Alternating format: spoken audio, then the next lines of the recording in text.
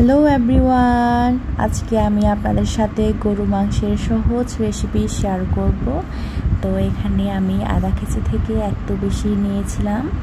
তো আমি আগে থেকে মশলাগুলো রেডি করে রেখেছিলাম। তো এই যে মশলাগুলা, তো আমি বেশি মশলা ইউজ করি নাই, এই জন্য বলেছিলাম এটা অনেক সহজ একটা রেসিপি, অনেক মজার ভাই, বিশ্বাস করেন একবার হলেও এটা ট্রাই করে দেখিয়েন।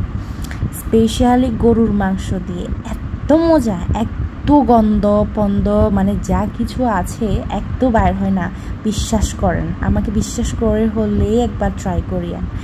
তো আমি এখানে আদাও দিই নাই, কারণ আমার আদা ছিল না, শুধু রসুন, তারপর হচ্ছে জিরা, এইগুলো আর কি, তেজপাতা। তো মানে খুবই মানে মানে বাসায় যা কিছু থাকে ওই মশলা দিয়ে বানানো আর কি। তো এখানে আমি লাল থকথকা মরিচ ইউজ করব, এটা হচ্ছে আমি বাড়ি থেকে এনেছি। তো এটা হচ্ছে গরম মশলার গুঁড়া, তো এটা হচ্ছে হলুদের গুঁড়া, তো এটা হচ্ছে মাংসের মশলা। তো একটু বেশি পরিমাণে দিয়ে দিচ্ছি। তো লবণ পরিমাণ মতো, আপনারা যা খেতে পছন্দ করেন।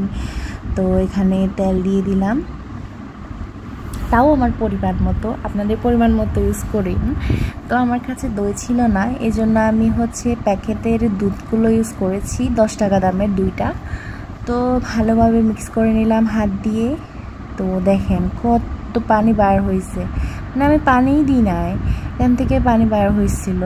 তো আমি আবার ঢেকে কিছুক্ষণ সেদ্ধ করার পর দেখেন মানে একেবারেই মানে সব মানে পানি শুকায় গেছিল। তো এখন আমি আলু কেটে রেখেছিলাম, ওইগুলোও দিলাম। এই যে আলু, আমার আলু খুবই ফেভারিট, আর স্পেশালি যে কোনো মাংসে যদি আলু দেওয়া হয় তাও বিগ সাইজ, অনেক মজা লাগে খেতে। তো আমি অনেক এনজয় করি মানে মাংসের সাথে আলু। তো ঝোলও দিয়ে দিলাম।